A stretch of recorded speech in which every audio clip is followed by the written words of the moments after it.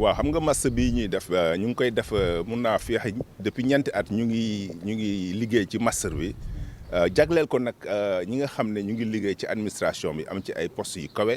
wala ñu nekk ci carte armée maanaam di ay takk der lu tax ñu jagleel leen masse boobu da leen di tàggat ci wàllu kaaraange naka la ñuy gën a mun a saytoo problème yi nga xam ne ay problème de sécurité am suñu biir wala mu nekk li ñu wër naka lañ koy mun a saytoo gën ko xam gën ci mun a buñ ci seen liggéey gën ci mun a buñ leen laajee maanaam lan lañ ci mun a yokk wala lan lañ ci mun a indi pour saafara ñoom dina fekk ñu yor jumtukaay yooyu maanaam daal da leen di dooleel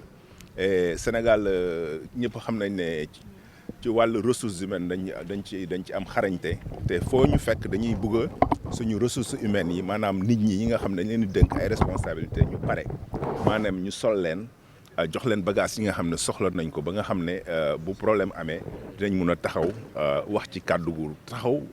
gis ci ay solution donc masse bi loolu moo tax mu tëgg ko bi ñu ko tëggee ba léegi nag macha allah nit ñi cadre yu bëri moom dañ ciy ñëw et puis léeg-léeg sax maanaam dañuy mujj di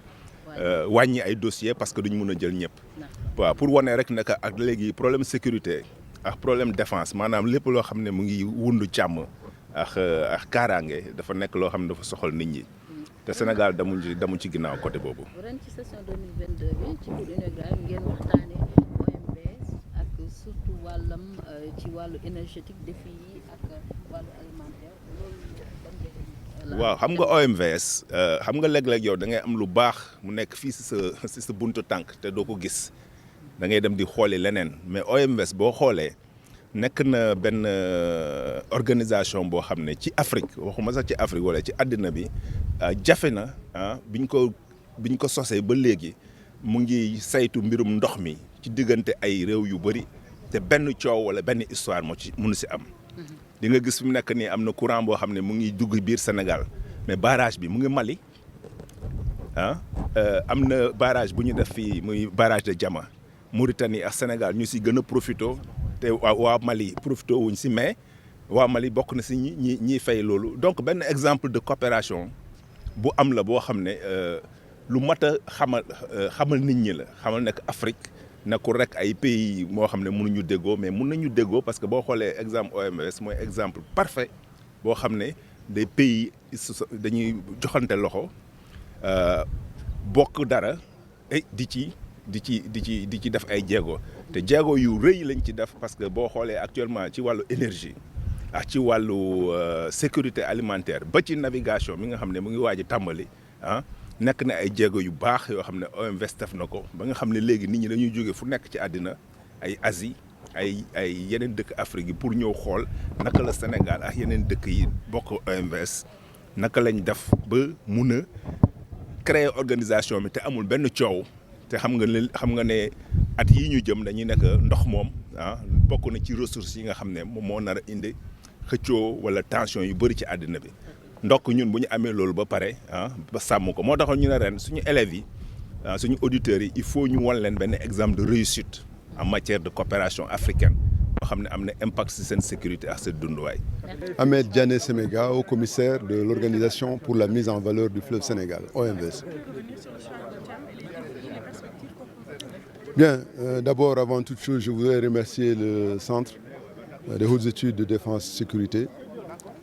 pour l'invitation qui nous a été faite. C'est un insigne honneur. Au-delà de ma modeste personne, il s'agit de l'Organisation pour la mise en valeur du fleuve Sénégal qui tire une légitime fierté à être devant les auditeurs de la 22e promotion pour le cours inaugural dont le thème porte sur la promotion de la sécurité énergétique et de la sécurité alimentaire, les défis et les perspectives. Par ce thème-là, le CHEDS a assurément démontré qu'il jouait son rôle en termes de prévention, mais surtout en termes de mise en capacité des acteurs du secteur de la sécurité pour appréhender les défis qui sont les défis de notre temps, à savoir les défis du développement. Parce qu'il s'agisse de la sécurité alimentaire ou de la sécurité énergétique, il s'agit là des défis auxquels nos pays sont confrontés pour assurer le développement. Le développement est illusoire lorsqu'il n'y a pas de sécurité alimentaire, lorsqu'il n'y a pas de sécurité énergétique. Les deux sont interdépendants. Et c'est pourquoi l'OMVS, à sa création déjà, avait comme piliers centraux de son programme d'infrastructure ces deux volets. Le volet agricole, pour assurer la sécurité alimentaire, parce que l'OMVS a été créé au lendemain, vraiment pendant une période de très forte sécheresse qui a décimé bétail et fait déplacer beaucoup de populations, un exode rural massif et sans précédent, et donc aussi l'énergie pour permettre le développement et l'énergie sans laquelle, on va dire, l'agriculture elle-même est extrêmement limitée. Donc aujourd'hui, nous tirons une légitime fierté à présenter ce cours face à des auditeurs qui, j'en suis sûr, feront bon usage des concepts que nous avons, on va dire, élaborés, dont l'hydrodiplomatie par exemple. L'OMVS est aujourd'hui le champ de l'hydrodiplomatie. Et cela, nous le devons au président du Sénégal, le président Macky Sall, qui s'est connu. Et maintenant qu'il est président de l'Union africaine, je suis sûr que les acteurs de l'eau, partout où ils se trouvent en Afrique, sont contents. Parce que c'est un champion de cette cause qu'il a porté en 2016 déjà au Conseil de sécurité des Nations Unies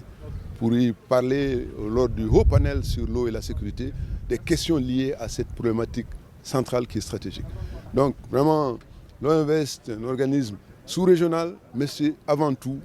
une organisation d'intégration. Une organisation qui assure la paix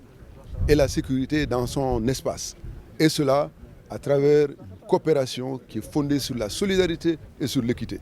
C'est d'ailleurs ce qui nous vaut un peu la reconnaissance mondiale. Reconnaissance mondiale parce que nous travaillons sur un fleuve sahélien, un fleuve vulnérable et très très affaibli aujourd'hui à cause des aléas climatiques et aussi des actions anthropiques. Mais malgré la montée de la démographie, malgré la montée souvent exponentielle des usages, notre organisation qui regroupe les 4 pays, le Mali, la Guinée, la Mauritanie et le Sénégal, a su trouver un cadre dans lequel, autour de l'eau, nous construisons le développement, nous prévenons les conflits, nous assurons la paix et nous servons de levier de développement pour nos États. Je pense que c'est ce que ce cours-là, pour moi, représente et j'espère que les auditeurs en ont tiré un grand profit. Et quelles sont les perspectives aujourd'hui? Je l'ai dit, les perspectives, c'est toujours... Bien, loolu boo ko laajee docteur en sciences criminelles dafay nekk lu am solo parce que comme ni ñu koy wax faral di waxee science moom da ngay jàng rek nekk docteur ci criminologie taxul nga ne am naa lépp wala xam naa lépp master bi nga xamante ne bi dañ ko def actuellement nii au niveau du CERS le centre de haute étude de défense et de sécurité dafa nekk master boo xamante ne bi tey bu am solo la tey école bi ni ñu ko concevoir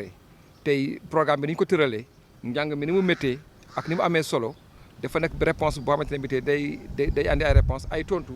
ci la géostratégie di andi ay tontu ci problématique sécurité bi tey ci àdduna bi ci sous-région bi ak ci dëkk bi donc yaakaar naa solo gi mu am mooy prévenir lépp luy conflit xam bu conflit amee naka nga ciy taxawee ban réponse stratégie nga ciy andi ban stratégie nga élaborer ban ngay mettre aussi en œuvre pour que non seulement continuer de renforcer la sécurité ci biir dëkk bi ci biir sous-région bi ak ci biir monde bi yëpp donc dafa nekk master boo xamante ne bi tey vraiment dama invité tous les cadres supérieurs ñi nga xamante ne bi sécurité intéressé na leen ñu inscrire ci parce que le centre haute étude de défense et de sécurité nekk na école boo xamante ne bi tey créé nañ ko au Sénégal te mu ngi former ay cadres supérieurs en matière de sécurité c'est l'occasion tamit pour ñun ñu féliciter vraiment de remercier la direction générale bi nga xamante ne bi tey général Mbaye Cissé moo ko dirigé ànd ci équipe am yëpp vraiment di féliciter le ministre des Forces armées di ci tamit féliciter le président de la République bi am initiative pour créer école bi nga xamante ne bi tey mooy CERS te bii mooy 4e promotion bi merci beaucoup.